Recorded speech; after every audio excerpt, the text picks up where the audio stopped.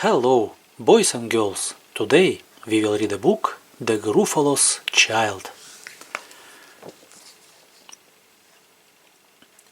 The Gruffalo said that no Gruffalo should ever set foot in the deep dark wood. Why not? Why not?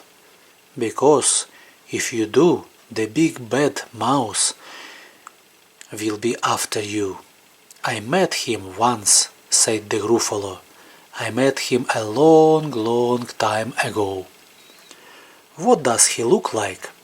Tell us, Dad. Is he terribly big and terribly bad?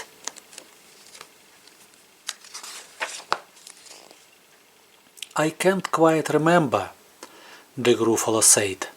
Then he thought for a minute and scratched his head. The big bad mouse is terribly strong, and his scaly tail is terribly long. His eyes are like pools of terrible fire, and his terrible whiskers are taller than wire.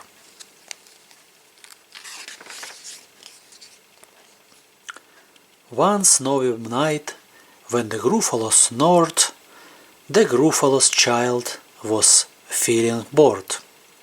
The Gruffalo's child was feeling brave, so she tiptoed out of the Gruffalo cave. The snow fell fast and the wind blew wild into the wood went the Gruffalo's child. Aha! Oh-ho! A trail in the snow. Whose is this trail, and where does it go? A tail poked out of a log pile house. Could this be the tail of the big bad mouse?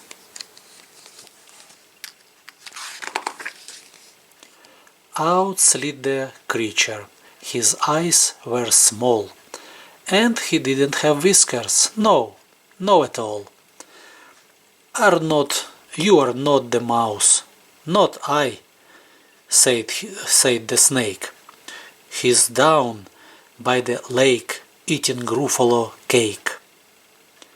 The snow fell fast and the wind blew wild. I am not scared, said the Gruffalo's child. Aha! Oh-ho! Marks in the snow. Whose are these claw marks? Where do they go? Two eyes gleamed out of a treetop house. Could this be the eyes of the big bad mouse?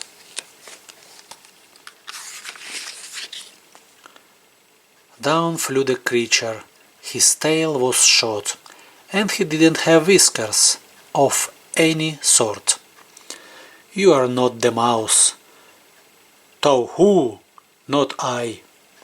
But he's somewhere nearby eating Gruffalo pie. The snow fell fast, and the wind blew wild. I am not scared, said the Gruffalo's child. Aha! Oh-ho! A truck in the snow. Whose is this truck, and where does it go?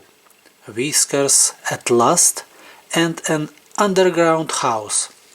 Could this be house of the big bad mouse? Out slunk the creature. His eyes weren't fiery, his tail wasn't scary, his whiskers weren't wiry. You are not the mouse. Oh no, not me. He's under a tree, drinking Gruffalo tea. It's all a trick, said the Gruffalo's child, as she sat on a stump where the snow lay piled. I don't believe in the big bad mouse. But here's come a little one out of his house. Not big, not bad, but a mouse at least. You'll taste good as my midnight feast.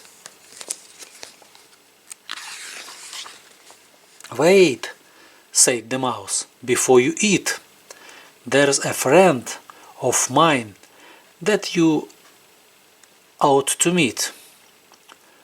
If you'll let me hop onto a hazel twig, I'll become my friend so bad and big. The Gruffalo's child unclenched her fist. The big bad mouse, so he does exist. The mouse hopped into the hazel tree. He beckoned, then said, "Just wait and see." Out came the moon. It was bright and round. A terrible shadow fell onto the ground. Who is this creature so big, bad and strong? His tail and his whiskers are terribly long. His ears are enormous, and over his shoulder he carried a nut as big as a boulder. The big bad mouse, yelled the Gruffalo's child. The mouse jumped down from the twig and smiled. "Aha! Oh-ho! Prints in the snow! Whose are these footprints? Where do they go?" The footprints led to the Gruffalo cave, where the Gruffalo's child was a bit less brave. The Gruffalo's child was a bit less bored. And the Gruffalo snored and snored and snored. The end. See you tomorrow. Bye bye.